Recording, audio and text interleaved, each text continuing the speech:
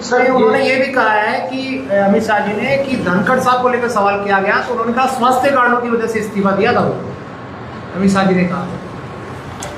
देखिए, ऐसा तो उदाहरण आपको पहला मिला होगा देश में नहीं, दुनिया के अंदर। दुनिया में मेरे ख्याल से, जहाँ तक मेरी नॉलेज है, कि कोई इतने बड़े पद पे रहे, उपराष्ट्रपति किसे कहते हैं? देश का उपराष्ट्रपति।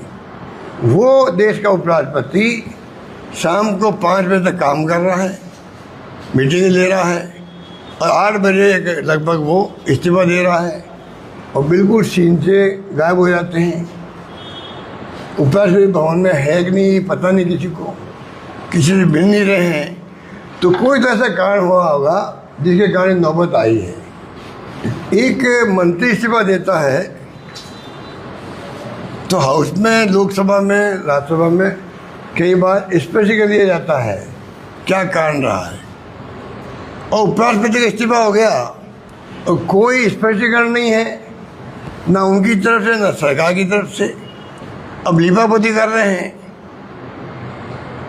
इतने दिन से वो बाहर आ नहीं रहे हैं, पूरा देश पूछ रहा है वो है कहाँ पर, चिंतित है। पूरी दुनिया में एक उदाहरण अलग बन रहा है। तो उसकी बदनामी से बचने के लिए अमित शाह जी ने ये जो नया जुमला बोला है कि वो स्वास्थ्य कारणों से इस्तीफा दिया है, तो क्या तो आप गए कोई मिलने के लिए उनसे? कोई मंत्री को भेजा आपने? पीएम नहीं गए, गृह मंत्री नहीं गए, कोई तो जाता।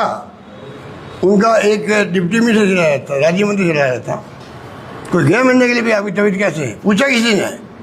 जब पूछा ही नहीं किसी ने, तो ये आप इस प्रकार लोगों को भ्रमित कर रहे हो, देशवासियों को।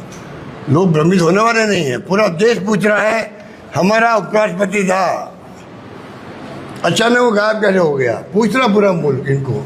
ये दबाव में है, इसलिए इन्होंने एक नया सगुबा छोड़ा है कि वो तो स्वास्थ्य ठीक नहीं थी, इस्तीफा दिया, इसलिए वो घर पे ही है। ये भी बोल रहे हैं कि सुदर्शन